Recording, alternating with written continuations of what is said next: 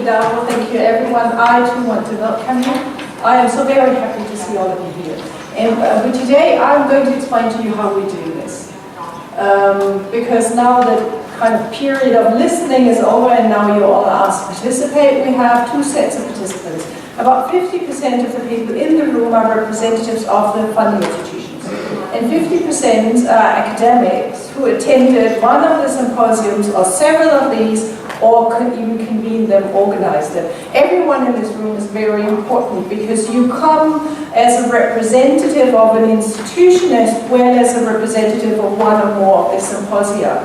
And what we need to do today is, I was going to contradict Janka by saying there is no more brainstorming here. Brainstorming is over. This is what we did at the various symposia. What we did is fleshing out sets of fields which have been predefined but which needed to kind of be drilled down to concrete topics. The question is now, how do we find themes that run across, that intersect, that interlace, or maybe even create synergies? And this is what we're here for today. And this is why the methodology is in a way slightly similar but very different from what you've seen at the other symposia. And the sense of it is similar in the intensity we want to create and the kind of pressure cooker environment which we want to put you into, create a really intensive discussion, but at the same time we have decided on a different methodology which I will explain to you. So what do we need to come up with? We need to try to formulate viable topics for a long-term strategic plan. When I say long-term, it is not just about tomorrow, about the next year, but we're talking at least about 5 years, and possibly, if the EU continues to exist, many more years. So it has to be, a strategic future thinking. At the same time, it has to be viable. It has to be concrete enough so that we can actually do it. And what you will see is that in the first 1.5 days, today and tomorrow in the morning, we will have mainly academics talk, because we will have another 1.5 days of paper from the funding agencies will be captive of this place for a little longer, and they stay on Wednesday afternoon and Thursday to discuss the implications of these symposia and how these can be translated concretely into possible plans for the future and a submission to the EU Commission. So it's up to the academics to convince them what we want to do and how we're going possibly to propose that we could be doing it, and this should be done by lunch tomorrow. So we want to be concrete and inclusive, right? So this is the challenge, concrete and inclusive. Inclusive of the topics we want to come up with. They have to be inclusive in the sense of they have to accommodate people from the social sciences and the humanities to create the kind of synergies we're looking at. They have to be broad enough and concrete enough to allow more policy-oriented, applied or impact-driven research, as well as conceptual work, epistemological questions or critical thinking. This is the spread we're looking at, and we're looking at encouraging all these kind of research. But inclusive doesn't mean all-embracing. Right? Because all embracing is not sufficiently specific. Now, if you've noticed, we have distributed these little post-it notes things. We do not use them in a very targeted way. So in other words, we are not going to tell you at some point, now write on the post-its. No, what we want you to do is, at some point, if there's important things you need to say, you want to say, maybe you don't get an opportunity to say them because there have been layered opportunities for you to speak. We just encourage you to grab a post-it, write something which you think is important on these post-it notes, and after the session is over, just paste it. We will be working with the flip charts in a very improvised way. They will be populated as we go along, and you will see, because my and Jacka's role here is to convene in the sense of not to give you any input. There's been enough input. But to coordinate a discussion among you guys, which we will continuously reflect back at you, so that you can respond to what we are hearing, so that we are reporting to all these guys in a way that that translates our opinions into something that's doable and will afterwards come back in some form of call for applications or future funding initiatives or something.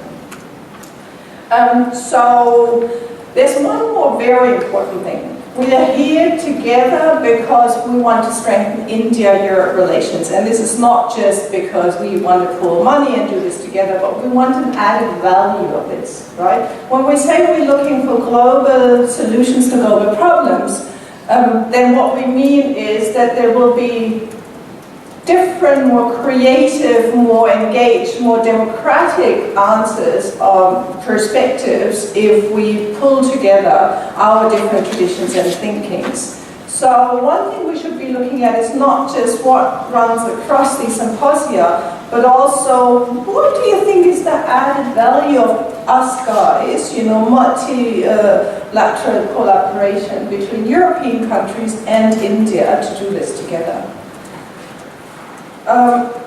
So there'll be 2 days, right, or 1.5. The first day is very dense in the sense of what we wanted to do is not think in the silos of the various conferences, but from the very beginning link these conferences. So we thought we'd do this in steps, otherwise it'd be too difficult to put all 5 there and then, you know, kind of begin brainstorming. So after some internal discussion with various people, we decided to put inequality, growth and space and place symposium together with power structures, conflict, revolution and social justice. In a way they were very close, but also took slightly different perspectives. They both had a slight tendency to social science topics, but also accommodate the humanities to a great extent.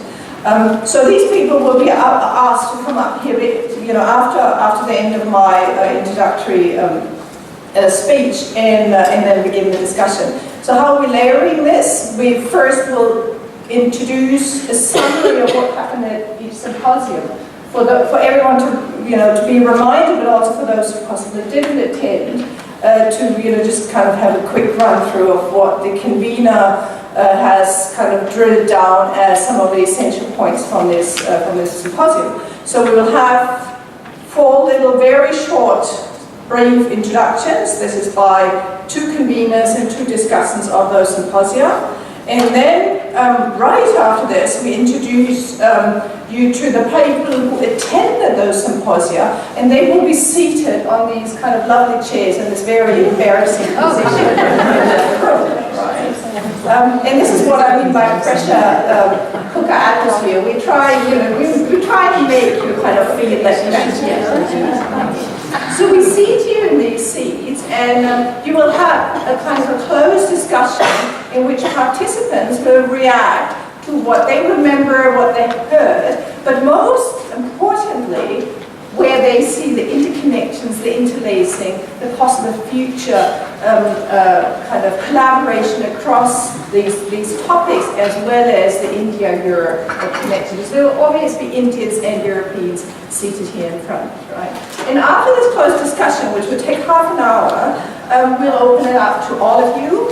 And then we just collect reactions, and if there's something you still want to add but you didn't get a chance, please use the post-it notes. They're there so that, you know, when we talk about the long-term perspective, you know, after 2 years we might, you know, want to go back and think, oh, there was something that happened in that.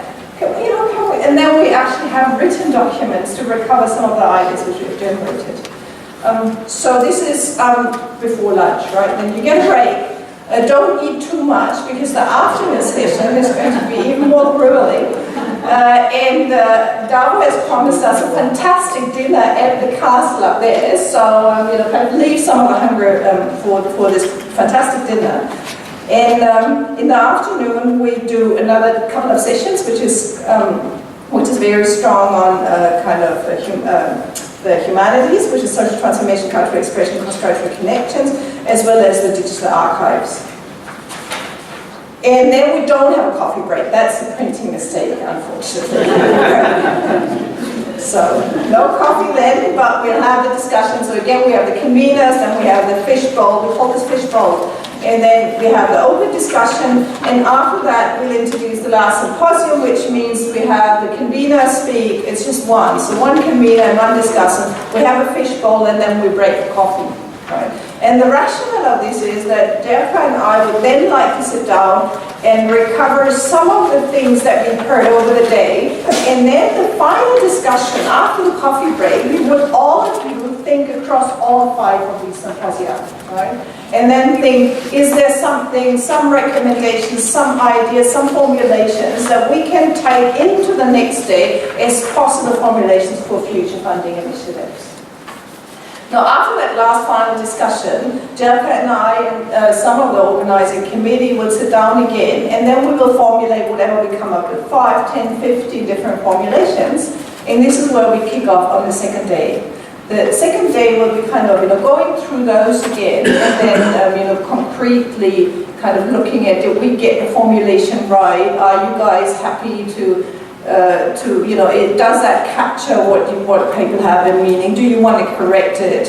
And then we move quite quickly to a voting. So you're all familiar with this principle probably from the other symposia. We will write those suggesting whatever 10, 15, 20, how many they are on these boards, and you'll get stickers, and we distinguish stickers in 2 colors.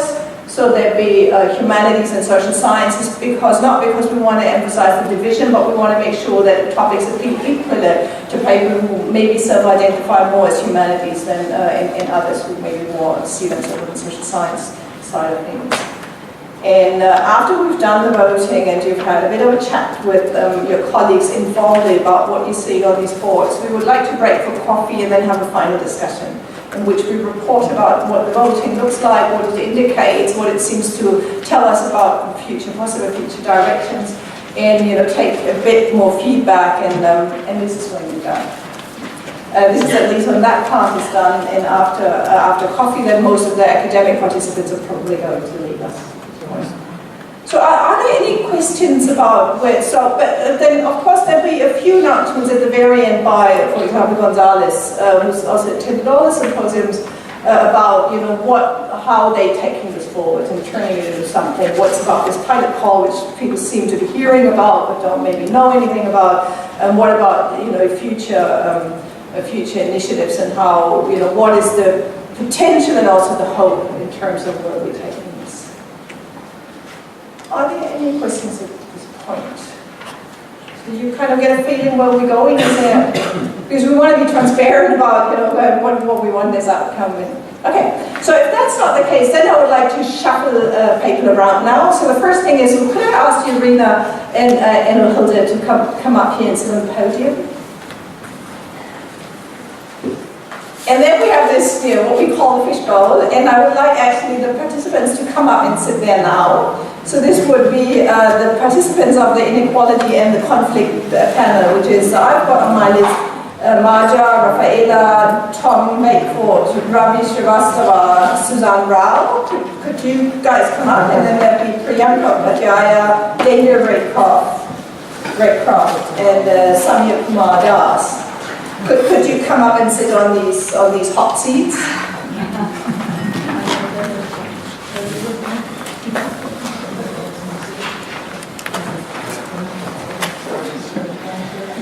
Go ahead, don't be brave.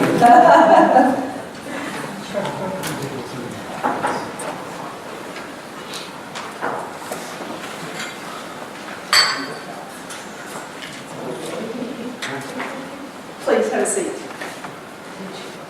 We have a few more. There's Suzanne, and then there's you also. Everyone who attended these first two symposia. Brilliant, thank you.